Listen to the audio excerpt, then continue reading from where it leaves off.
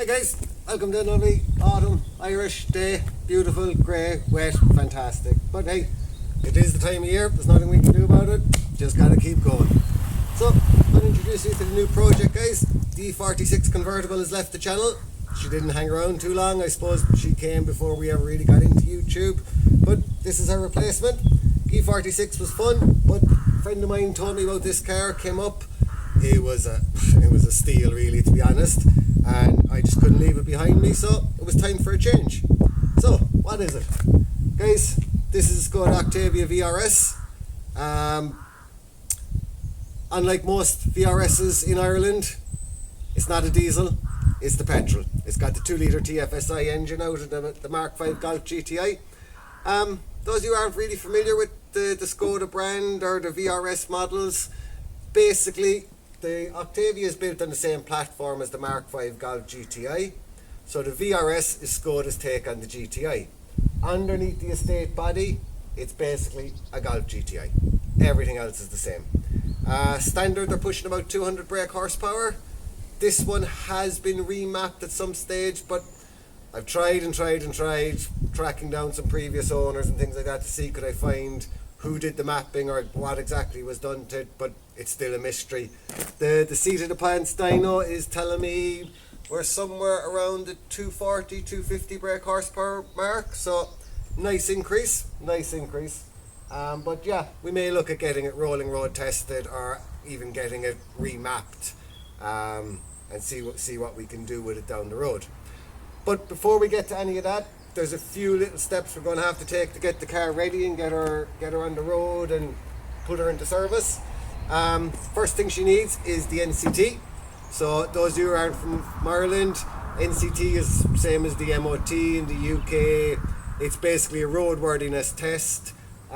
Make sure the car is meeting emissions regulations, that she's safe on the road for both the drivers, the passengers, pedestrians, anything you might come into contact. It's a bit of a joke, to be honest, guys. It's nothing as anywhere as detailed as the MOT. It's not a patch on the German testing system, which is fantastic. But look, it's got to be done. So to get it through the test, we do need to do a couple of jobs. There's front right-hand shock is leaking on it. So initially, we were doing this on a budget, so we're just going to replace that shock. But I've actually come across a very good deal for a set of 4 new shocks and 4 upgraded springs, which should stiffen the car a little bit. Kind of needs that. It's a small bit wallowy on stock, and it should also lower it a little bit. Other things it needs, we have to replace 1 rear brake caliper, needs to be done on it. Trailing arm bushings need to be renewed on it as well. And she's going to need a full set of tyres. They're all pretty much on the legal limit.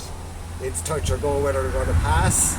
They might get through the test, but they're going to have to be changed afterwards anyway. So look, why risk it? We just get them on now, make sure the car is presented as in the best way it possibly can be for the test.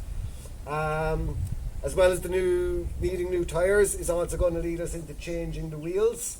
I'll throw in a clip here. These wheels have been refurbished DIY style by somebody previously, and I'm not happy with the finish on them. They're very dull, there's no gloss, there's a lot of sanding marks in them, so we'll tackle them ourselves and we'll try and get them a bit better later on. But in the meantime, we have a nice set of OEM plus teamed wheels, I suppose. They're coming from an Audi A6 set of 19-inch wheels, so we'll be ordering up tyres this week and we'll hopefully get them fitted. Other than that, there's a few little mods along the way that I'd like to do. Not that gone on chrome, guys. I really don't like it, so probably going to maybe either get another grille and colour code it or wrap it. Not 100% sure yet, but we'll try and preserve this one and we'll get something else to try it out just in case we don't like it. Slightly considering putting a very light smoke on the lights, but I'm not sure about that. This is a UK spec car, and it was spec'd up at quite a lot of expense to put the automatic leveling xenon lights on it. Nice touch, fantastic in the winter. What else do we do? I've been thinking about modernising the car and breaking up the colour a bit. So considering maybe doing gloss vinyl on the centre of the roof here and putting in the pillars in gloss black as well, just to break up the side of it a little bit. Other than that, we're going to do a serious detail on the car.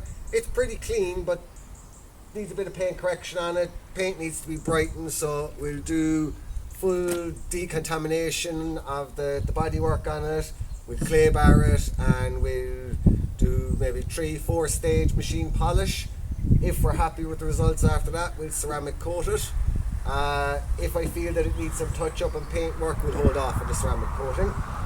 And other than that, we will probably look at adding some detail to it, maybe a sill kit, a lip kit, small little fin on the spoiler, a few bits and pieces like that. But we'll see as we go. The plan might change, it might stay the same.